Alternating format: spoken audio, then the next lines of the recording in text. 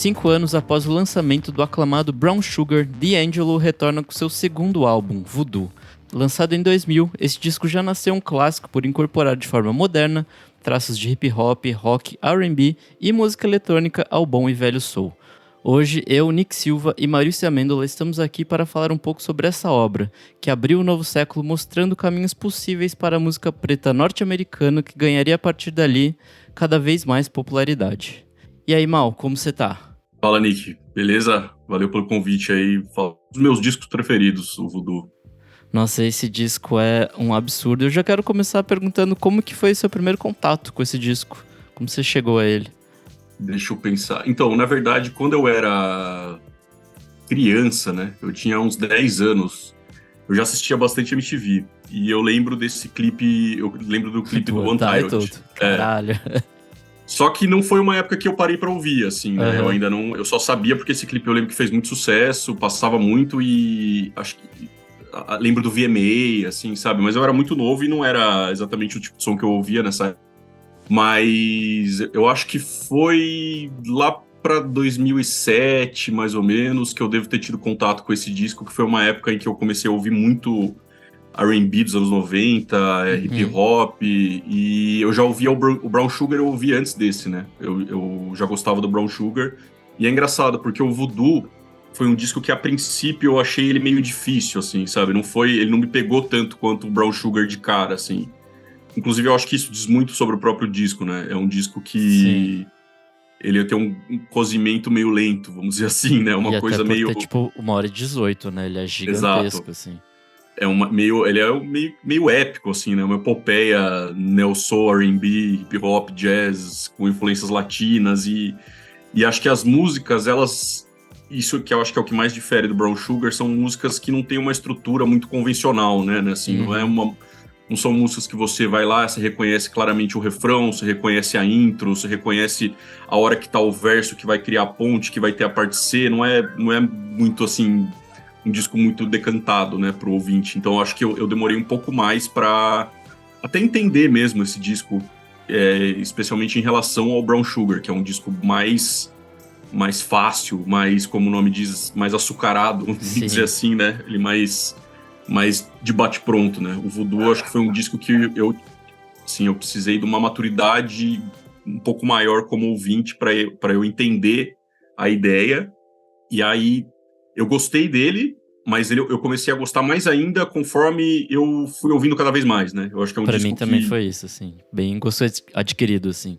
Exato. O que é mais mágico dele é como ele é um disco bem inesgotável, assim, né? Um disco que a cada hora você percebe um elemento aqui, outro ali, e ao mesmo tempo ele não é muito extravagante, né? Por mais que ele tenha, assim, ele encarne um espírito de jam session, ele não tem, assim, uma virtuose absurda, um cara fazendo um solo gigante. É tudo bem econômico, preciso, só que essas coisas juntas, elas pintam uma paisagem, assim, deslumbrante, né? E aí eu acho que isso tem a ver também com o fato dele ser inesgotável, que é um disco que a cada nova ouvida, você vai descobrindo uma coisinha aqui, outra ali, e pelo menos comigo é um disco que a cada período surge uma nova favorita, assim, sabe? De cada faixa, Sim, assim, isso é ótimo.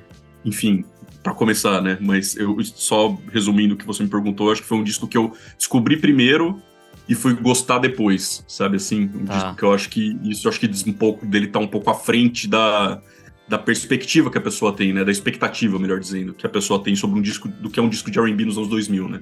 Porque você fala assim, R&B anos 2000, você não vai imaginar o Voodoo, sabe? Não é uma coisa que vem na sua cabeça, não é o Voodoo, Nossa, né? zero, sim. Ou um disco de Neo Soul, né? Melhor dizendo, sei lá. Pra mim, acho que o caminho eu descobri muito depois, assim. Foi, sei lá, tipo, de 2012, 13 pra frente, assim. Acho que o D'Angelo já tava quase lançando o que seria o próximo disco dele, né? O terceiro, o In The Black Messiah. E é de fato um disco muito difícil, assim, de você entrar logo de cara. Apesar de ser uma coisa super easy listening, assim, tipo, você vai depois que você pega os meandros ali do álbum. Eu acho que é uma coisa tranquila de ouvir, mas acho que a primeira impressão é uma coisa que você fica tipo, caralho. A primeira música, sei lá, já tem tipo 6, 7 minutos, então tipo... Sim, e ela demora tipo 1 minuto pra começar, né? Assim. Sim, é aquele disco que toma o seu tempo, assim, tipo... O D'Angelo, ele faz as coisas no tempo dele e você entra na brisa ou não, sabe? Você compra a pira ou não. E acho que é isso, assim. E aí, uma vez ouvindo The Black Messiah, eu voltei pros outros, né? O Brown Sugar e o Voodoo. E é uma coisa incrível, assim, tipo, cada disco é uma coisa totalmente diferente um do outro. Tem os mesmos ingredientes, são misturados de formas completamente diferentes, assim. O Black Messiah tem uma coisa de, sei lá, de um funk sujo. O Voodoo não, o Voodoo é tipo aquele soul gostosinho, assim, sabe? Tipo, uma coisa bem mais alma mesmo, tipo... O Black Messiah tem até um lance da guitarra, né? Ele resolveu empunhar a Sim, guitarra ali, fazer solo. Eu gosto muito dos três, assim. Até quando a gente tava combinando de fazer isso, rolou o debate, assim, né? A gente faz do Brown Sugar ou do Voodoo, né? O Black Messiah até merecia, mas é um disco um pouco mais recente, né? E a gente acha que faz sentido valorizar esses dois.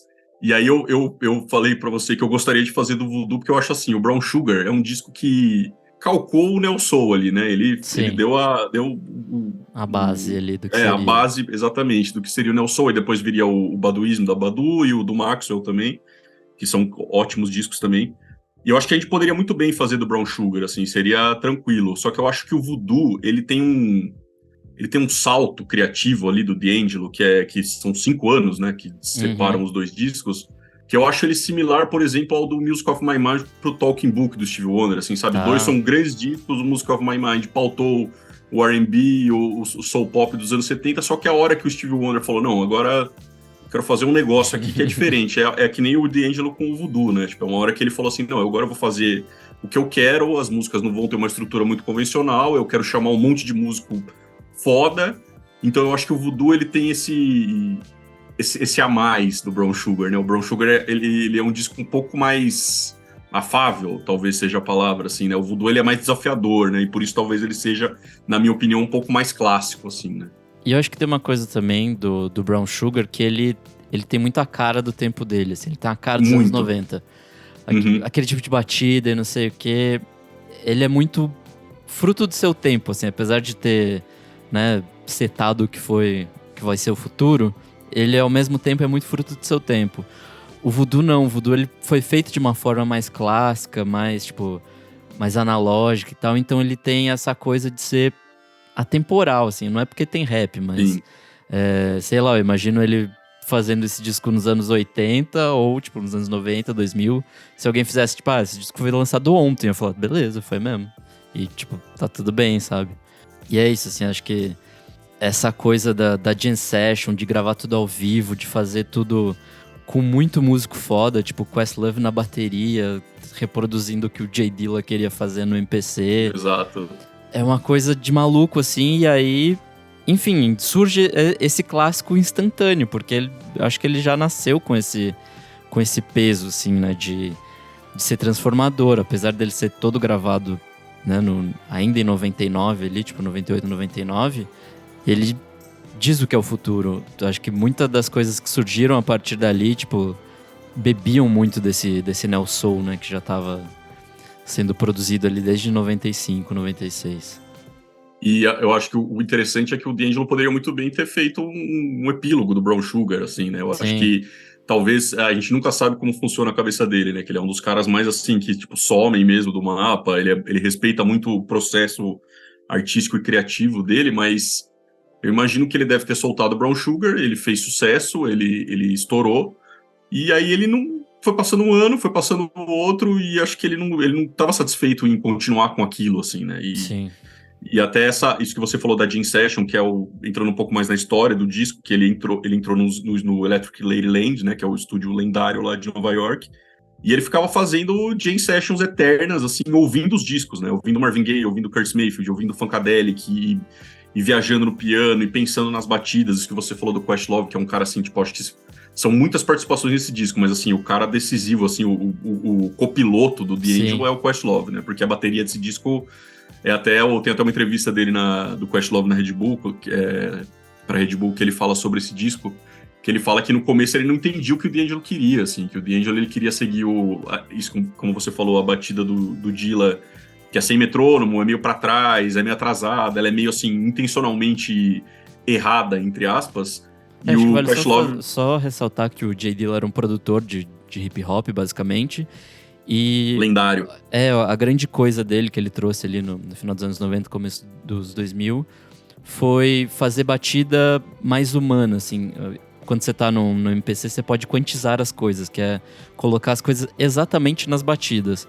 Ele não, ele fazia as coisas essencialmente sem isso. Então, uma coisa ou outra saía meio fora do lugar, mas ao mesmo tempo estava totalmente no lugar, e o que dava o fio, né? O que dava enfim, a potência desse tipo de bateria que ele trazia, fora as outras coisas que ele trouxe também, mas acho que o que você ia comentar é exatamente isso, Questlove trazer essa coisa não quantizada, essa coisa super humana, quente, né? Tipo, é suculenta essa bateria, você sente a coisa. Exato. Ali, Ela é então, acho que minuciosamente atrasada, né? Assim, Exato. ela é cirurgicamente para trás. E nessa entrevista, o Questlove falou que ele ficava, assim, com medo dos amigos ouvirem e acharem que ele estava fora do tempo, assim, que ele era amador e tal. Sim. E o D'Angelo, que acho que é uma coisa interessante de falar também, que é um cara que, assim, em muitas entrevistas que você vê outras pessoas falando sobre ele, comentam, assim, que ele é meio que um music nerd, assim, e não só de música, mas ele tem uma coisa meio nerd, meio assim, mistura nerd com uma coisa meio esotérica e ele é fã de Star Wars, da Força e tal, e aí tem um momento da entrevista que o Questlove fala que o D'Angelo falou pra ele que ele tinha que usar a força, assim, a força no sentido, assim, Luke Sim. Skywalker, pra chegar nesse atraso perfeito, uma sobreposição de atrasos, né? E aí o Questlove fala assim, mas eu nunca assisti Star Wars. Ele respondeu pro D'Angelo, assim. Então eu imagino muito D'Angelo no Voodoo. Acho que isso também, não entrando, pra entrar já no Soulquarians, né, que é uma coisa que contribui pra essa... maluca. Pra essa atmosfera totalmente mágica do Voodoo, mas o D'Angelo, ele tem essa coisa meio cientista maluco do som, assim, sabe? Meio, eu quero que seja desse jeito, você precisa... Porque o Questlove fala que no início de tudo, essas jam sessions, inclusive ele chegava para essas jam sessions com o D'Angelo, ouvindo os clássicos do soul e do R&B, que ele fala assim que era interminável, sabe? Que era tipo, não acabava nunca a música, eles ficavam tentando e o D'Angelo tentava de novo, varavam a madrugada fazendo isso. E acho que as próprias pessoas que passavam por lá, né, tem nomes assim, além dos que a gente citou, o Questlove e até o Dilla também, mas as pessoas acho que sentiram que estava acontecendo alguma coisa ali, assim, uma coisa especial, sabe? Que todo mundo ia lá e tem, assim, relatos que, tipo, o Eric Clapton passou por lá, o Rick Rubin passou por lá, o Chris Rock passava por lá, Sim. além do Soulquarians, assim, né, é esse grupo, esse coletivo meio não quase oficial espontâneo, formado, né, assim. não oficial, exato, que era em homenagem aos aquarianos, né, do grupo ali. Que eu não tenho certeza, mas eu tinha anotado aqui, mas eu acho que é o Cabadu, Abadu, Common, né? Esses todos passavam por lá, né? E, inclusive, na época estava sendo gravado o Like Water for Chocolate, do Common, e o Mama's Gun, da Erykah Badu. Então, assim, havia um negócio mágico no ar, assim. Isso lá é muito louco, assim, né? porque em Nova York, ao mesmo tempo, 3 discos essenciais do que foi os anos 2000 estavam sendo gravados ali ao mesmo tempo e eles se frequentavam, né? Então tem isso de um estar presente no disco do outro, assim. Eu não lembro qual é exatamente a música, eu acho que é o Chicken Grease, talvez. Era pra estar no disco do Common, mas aí o D'Angelo falou, não, isso aqui tá bom demais, isso aqui vai ficar no meu. Então tem umas coisas assim, de além deles se ouvirem, né, tipo um outro testando as músicas ali, deles participarem de um do disco do outro, então é muito louco, assim, é uma coisa de fato meio transcendental, assim, meio tipo, era pra ser, sabe? Um encontro de estrelas, sei lá, um encontro maluco do universo que transformou esses 3 discos numa coisa possível e, sei lá, fez nascer esse clássico do D'Angelo, então é muito maluco, assim. E acho que a gente pode voltar um pouco pro começo, pra quem é o D'Angelo. Ele é o Michael Eugene Archer, ele nasceu em 74 e os pais dele eram ministros, né, eram pastores de igreja pentecostal, então acho que tem toda essa coisa, fora o soul, né, tem essa coisa gospel na música dele, inclusive na Untitled mesmo, tem muito desses coros, tem essa coisa, tipo, quase pastoral mesmo, assim, de pregação ali. E fora as influências, tipo Sly and the Family Stone, James Brown e Prince, que ele sempre traz e sempre trouxe.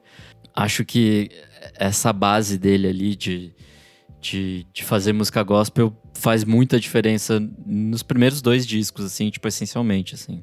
Inclusive até tem a The Line, né, que é uma música do Voodoo que ela te ilude, assim, né? Ela começa com um coro totalmente gospel e ela desemboca meio que num boom bap sujo, guiado por um baixo, martelando, assim.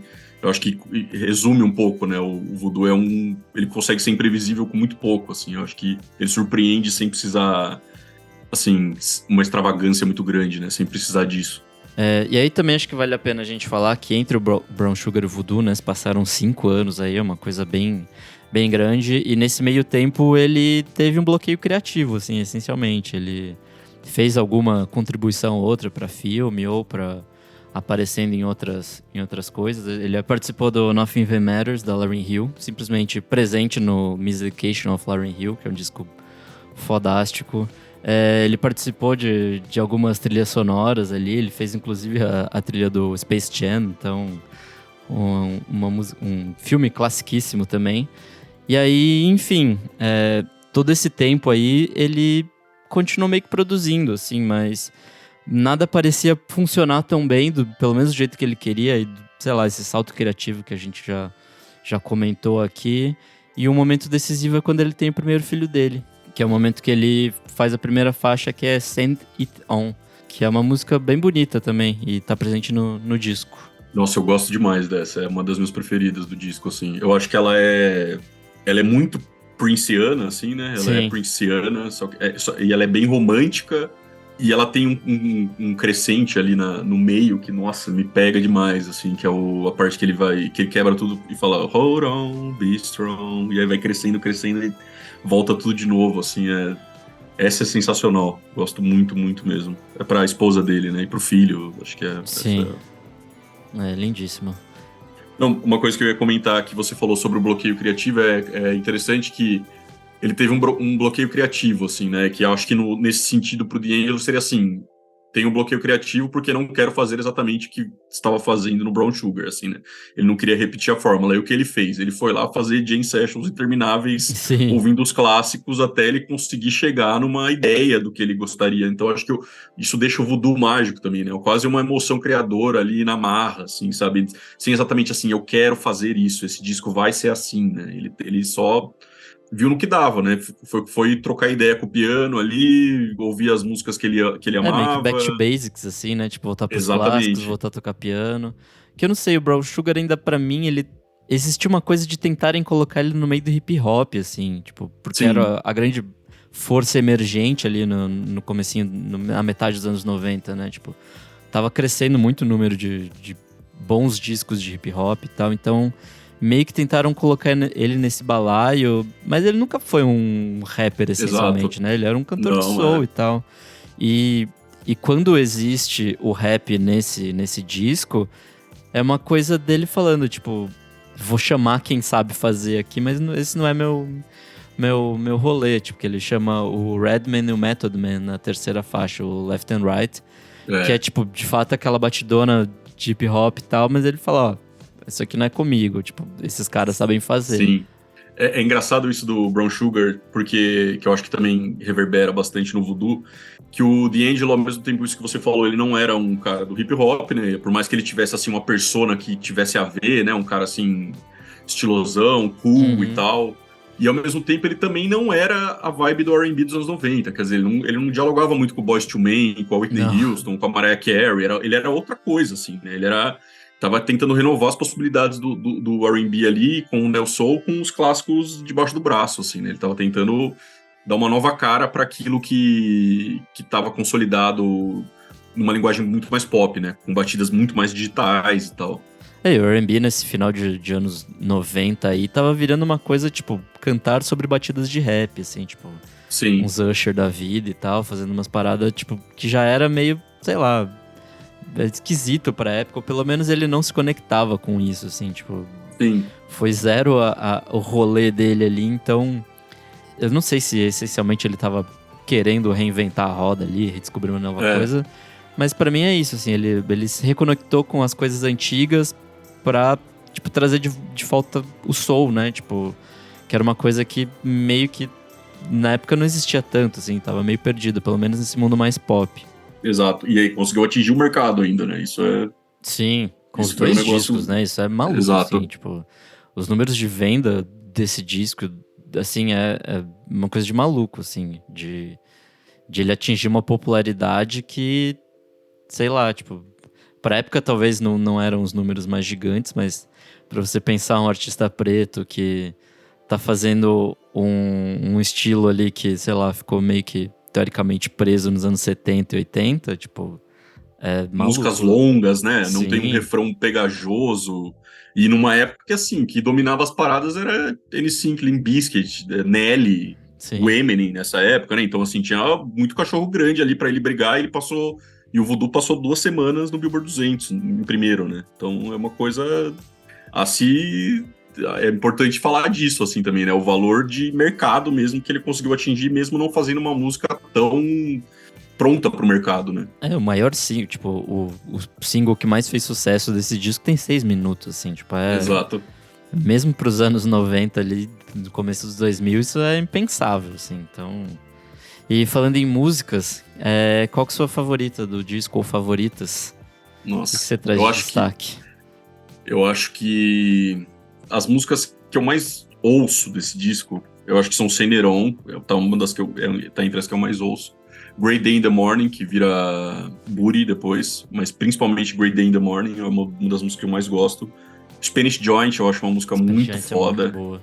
Inclusive tem uma versão que é demo, que é só ele e o piano, que é impressionante, assim. Caralho, eu não ouvi isso. Tem que ouvir. Essa é fenomenal, assim. E eu acho Untitled sensacional, assim. Eu acho uma música, tipo...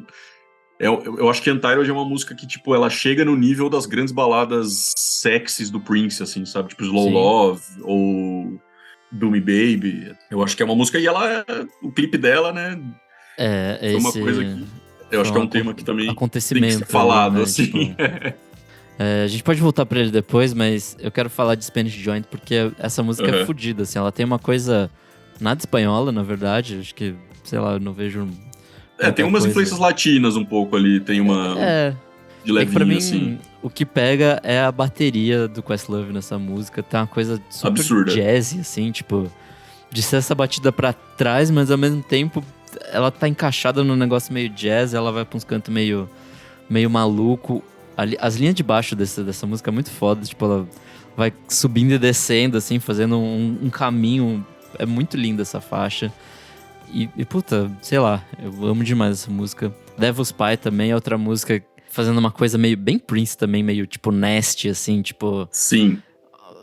Olha como se faz aqui. E aí, tipo, metendo aquele groovão, assim, tipo... Puta, é muito boa essa faixa. E Chicken Grease também, acho que é outra faixa que eu gosto muito. É mais uma que tem a ver com Prince. Chicken Grease é uma coisa que o Prince falava de um acorde dele, assim, tipo... É um jeito de tocar guitarra, né? É a intro de Kiss, assim, o tchiga tchiga tchiga, essa raspada na guitarra, assim, ele chamava de Chicken Grease. E o Prince tá sempre ali, né? A dívida do D'Angelo com o Prince tá, às vezes escancaradamente, às vezes meio discretamente, mas tá sempre ali, assim. Inclusive em alguns momentos desse disco eu acho, assim, a voz dele muito parecida com a do Prince em algumas músicas, assim, tipo, Sim. em Booty, seja, assim, no falsete, seja mais grave, mas lembra muito em muitos momentos. E uma coisa que você falou do baixo, a gente tem que falar do Rafael Sadiq também, que é um cara que toca baixo nesse disco, que é o cara do Tony Tony Tone, que era um grupo de R&B dos anos 90. Ele é um cara que tá com o D'Angelo desde sempre também.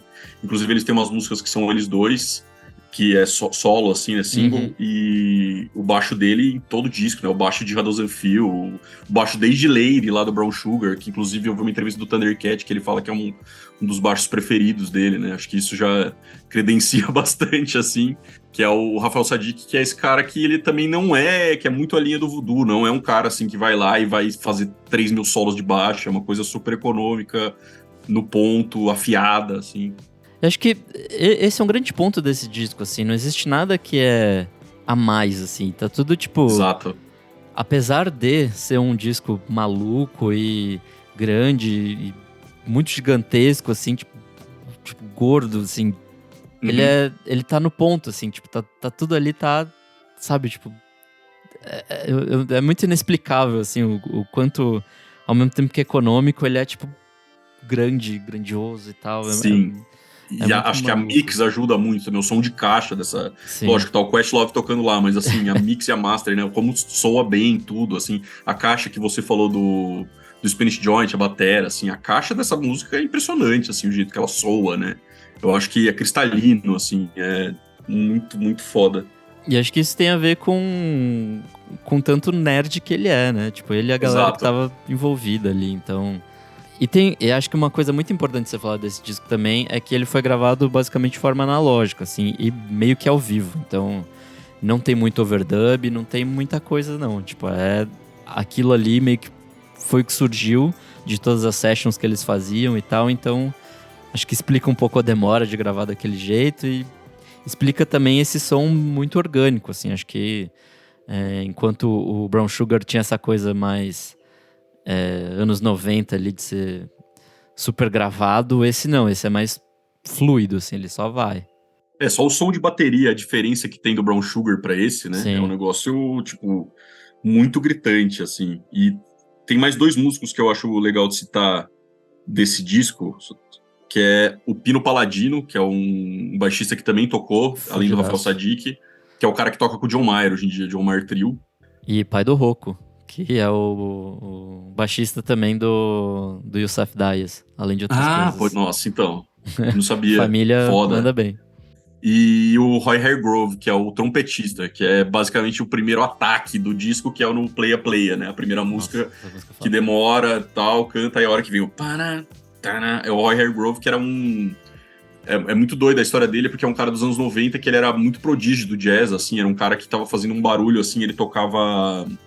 Ele misturava muitas coisas do jazz, mas ele tinha experimentação, hard bop, assim, mas ele dialogava muito com o rap da época e o R&B, né? Tem até um disco dele que era uma banda que chamava RH Factor, RH Factor, que é um disco que chama Hard Groove, que ele tem participação do K-Tip, do Tribe Called Quest, da Badu, do Common, e ele morreu em 2018, super jovem, com 49 Caralho. anos. Ele teve um ataque cardíaco.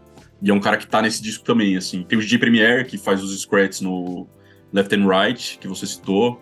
Então, assim, um negócio, tipo, um dream team, assim, né? Tudo pro D'Angelo fazer o voodoo, né?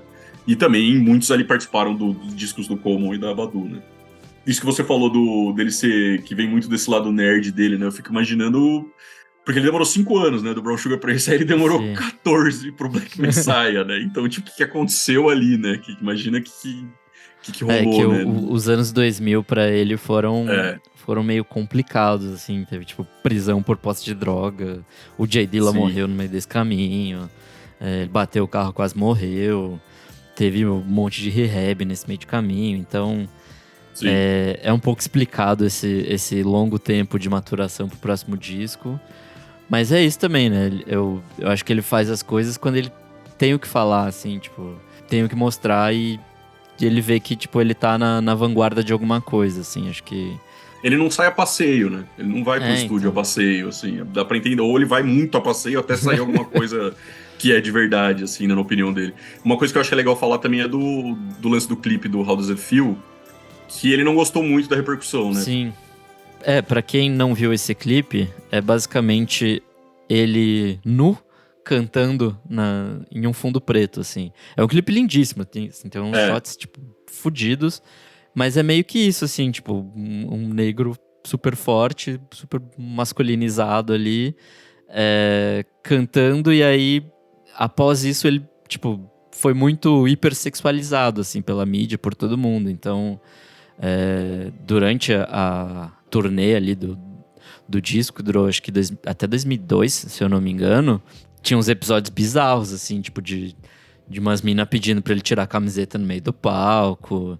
Tem uma história famosa de uma mina que jogou dinheiro no palco então. pra ele tirar a camisa. Então, assim, de novo, essa coisa de sexualização de corpo preto que é muito presente em muitos lugares e com ele não foi diferente, assim, né? Então, no fim da turnê, assim, ele já tava esgotado e meio que se duvidando sobre o potencial dele, assim, Se sobre... gostavam do som dele, né? Assim, Exato, e é uma coisa, tipo, maluca se você for pensar, né? Porque, tipo, o cara criou simplesmente um um dos maiores monstro. clássicos dos anos 2000 e Uhum. aí ele sai se questionando se as pessoas estão lá pra ver o físico dele ou a música. Então, tipo, maluco, assim. Inclusive tem um livro sobre o voodoo, que é da Faith Panic, eu peguei aqui um trecho que ela fala, que o clipe de Untitled serviu como uma resposta incidental a todos os vídeos de rap da época que de forma recorrente objetificavam as mulheres. D'Angelo encarnou a thug fantasy de toda uma geração de mulheres. Tipo, Caralho, foi real. uma coisa totalmente assim, acabou sendo uma resposta incidental, como ela falou, para essa objetificação das mulheres que rolava muito nos clipes de rap, né? E aí eu acho que isso foi uma... Isso, assim, ninguém sabe ao certo, ele nunca deu uma entrevista falando abertamente, inclusive o D'Angelo é super recluso, ele é um cara que não aparece, tem até um episódio de Atlanta, não sei se você já viu, que é na 4ª temporada, que o Warren vai atrás do D'Angelo, é a história do episódio, assim, ele descobre uma senha e tal, e ele quer encontrar o D'Angelo, eu não vou dar spoiler pra vocês verem o que acontece, mas é, assim, fenomenal esse episódio. E outra coisa que ele não gostou, além desse lance que, como eu disse, não tem uma entrevista dele falando abertamente, é sempre uma pessoa comentando, um produtor, um amigo, que ele não gostou das pessoas, assim, classificarem ele como R&B alternativo, ou aquele velho urban music, né, do Grammy e tal. Que ele achava aquilo uma coisa que diminuía o som dele, né, essa caixinha em que colocavam a música dele, que era uma música completamente expansiva, surpreendente e bem difícil de classificar. Lógico que tem as referências claras ali e tal, mas isso não agradou ele também, assim, contribuiu pra ele não querer mais fazer também, assim, né? Eu acho que é um cara que ele respeita muito essa arte dele, né? Acho que até os tempos que separam os discos tipo, dizem muito sobre isso, né? De como pra ele criar um disco é, assim, super sério, sabe? É uma coisa que não é qualquer coisa, assim, que eu vou lá e vou lançar, e o cara não solta single, sabe? O cara ele não tá nem aí, ele quer... O negócio é a obra dele, e é um artista raro, né? Assim, eu acho que é um artista que não se vê muito, assim, ainda mais agora, né? Eu acho que o Frank Ocean é um cara que tem um pouco a ver com ele, assim, mas não sei também se é a mesma... O Frank Ocean parece um cara um pouco mais... Eu acho que ele é mais fruto do nosso tempo, assim, tipo... Sim, exato. Porque o D'Angelo, ele convoca as pessoas, ele quer tentar, mas ele nunca chega ao resultado que talvez ele gostaria, né? O Frank Ocean parece ser uma coisa mais... Isso que você falou, assim, um fruto do nosso tempo. E D'Angelo, pra mim, tem uma coisa dele ser deslocado também, de... Sei lá, pra mim ele é um artista dos anos 70, sabe? Tipo, Sim. De uma outra era musical, ele tá presente agora. É que, sei lá, a gravadora não obriga ele a fazer 1 milhão de coisas, então... É por isso que eu acho que ele não produziu tanto, mas... É isso, assim, quando ele resolve produzir, você sabe que vem clássico, sabe? É meio tipo My Blair Valentine, assim, vai demorar o tempo que for, mas... Quando vier, vem pedrada, sabe? Vem um negócio gigante. E acho que só vale a pena a gente falar da turnê também, que essa turnê passou pelo Brasil. Ele tocou no Free Jazz em 2000. E dá pra você achar esse vídeo no YouTube. Eu fiquei vendo antes da gente gravar aqui, e é maravilhoso, assim, tipo... É um show absurdo, assim, é maluco. É uma coisa que eu queria estar muito, tipo, não ter, sei lá, na época, 11 anos e já poder estar lá nesse tipo de coisa vendo, sabe? Porque deve ter sido um acontecimento e tanto, assim, essa passagem pelo Brasil.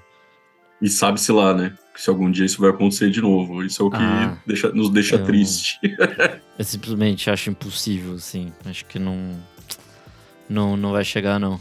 Mas antes da gente terminar aqui, acho que só vale a gente ressaltar também alguns números que ele atingiu.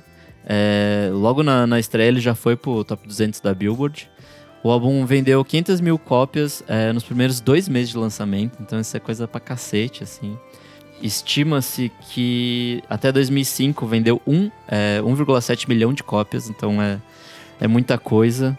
E fora isso ele ganhou um Grammy, né, então simplesmente fodido. E aí foi parar também em um monte dessas listas de, tipo, melhor dos anos 2000 e tal. Reconhecimento que acho que veio um pouco tardiamente, talvez. A maioria das listas do final ali dos anos 2000 não pontuou ele tão bem, mas essas revisões depois pontua ele já mais acima, assim, como desses grandes clássicos. Acho que também, finalmente, a gente está deixando de ser rockista como sociedade, então a gente está dando mais proeminência a esses discos que hoje em dia são mais fundamentais para as coisas que a gente vê hoje em dia, né? Então, é isso, assim, acho que esse é um puta clássico e merece ser ouvido. Exatamente, eu acho que é um disco que ele é muito inesgotável e cada vez mais pessoas vão descobrir esse disco e se encantar, assim. Fora a influência dele em muitas coisas, assim, eu separei umas citações que eu encontrei aqui que A Beyoncé já disse que o voodoo é o DNA da Black Music, que Untitled inspirou sua canção Rocket decisivamente. A Solange define o disco como a igreja que todos vamos para louvar a religião do soul, e uma influência fundamental para o A Seat at the Table, o disco dela de 2016.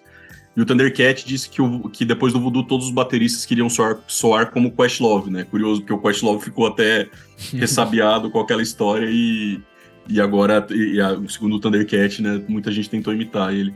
E acho que depois, a gente não vai entrar no período pós-voodoo, mas isso que eu falei das irmãs, Beyoncé e Solange, tem um vídeo do D'Angelo que foi a volta dele, né, na época do Black Messiah, quando ele tocou, acho que no BET Awards. Foi no BET, acho.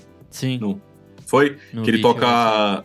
que ele toca Untitled e depois ele toca Sugar Daddy, que foi o primeiro single do Black Messiah, que é fantástica também. Sim. Mas tem uma cena que é interessante desse vídeo, que ele tá tocando, ele começa a tocar e filma a plateia as duas irmãs, assim, tá ligado? A Sim, Beyoncé, tipo, louvando, de fato. E curtindo, assim, acho que imagino que elas devem ter ouvido muito juntas, assim, sabe? Nessa época, Beyoncé tava começando a carreira dela e tal, né? O D'Angelo, eu acho que, assim, esses espaçamentos entre os discos e essas coisas dos discos dele, seria um evento muito único, assim, muito, nossa, saiu um disco do D'Angelo, ele só tem 3, né, o D'Angelo, assim, e eu acho que incrementa essa mística dele, né, ele é um cara meio, assim, meio que um mago do Neo Soul, assim, que todo mundo, inclusive, citando de novo esse episódio de Atlanta, né, que é essa coisa, tipo, cadê o D'Angelo? Quem sabe onde ele tá, né, tipo, E é o cara, e o voodoo eu acho que foi a hora que, acho que por isso até, fechando esse lance da gente ter escolhido ele e não o Brown Sugar, foi o momento que ele cravou esse lugar mesmo, assim, né, tipo, o Brown Sugar foi assim, o raio caiu 2 vezes, entendeu, o Brown Sugar foi foda, só que aí no voodoo ele provou que ele era muito mais do que o Brown Sugar e que é um disco aí, que ele podia muito mais, tipo, viajar muito mais, né, entregar ainda um trabalho coeso e único e autêntico, né, assim. Esse disco tá, assim, na minha coleção, indiscutivelmente, assim, tá na prateleira super alta, assim, da minha vida, tá ligado? Cara, eu acho que você já disse tudo pra gente finalizar, porque de fato é isso, assim, esse disco é meio que uma bíblia, assim, sabe, tipo... E tem outro rolê que acho que quanto mais você se dedica ao álbum, quanto mais você escuta, mais coisas você vai descobrindo, você vai percebendo. É isso, assim, tipo, é um disco que te demanda atenção, mas ele te entrega tudo também, então...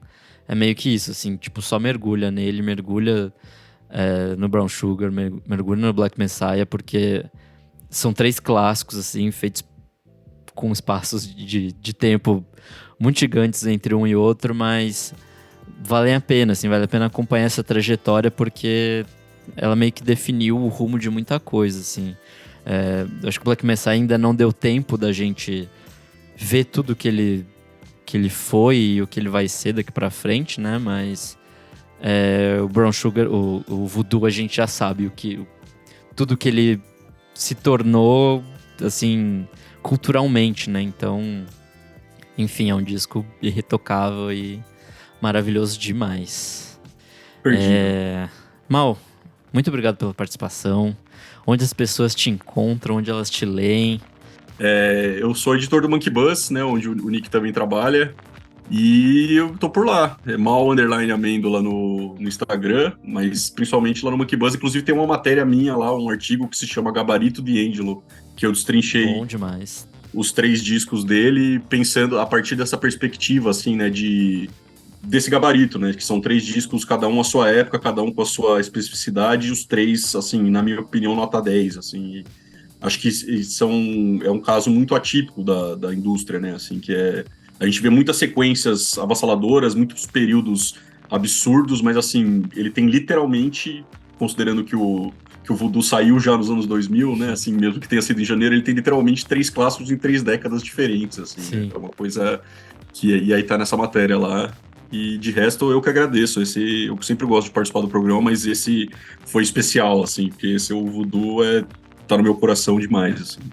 Pô, assim que virar 2025, bora fazer o do Black Messiah, porque vale a pena comemorar esse aniversário. É isso. Valeu, Nick. O Clássicos VFSM é um projeto paralelo do podcast Vamos Falar Sobre Música. Para ter acesso a esse e outros programas lançados com muita antecedência, apoie a gente em padrim.com.br/podcast VFSM e tenha acesso ao nosso grupo fechado para assinantes. Eu sou o Nick Silva, você me encontra no @Nick_Silva e até a próxima.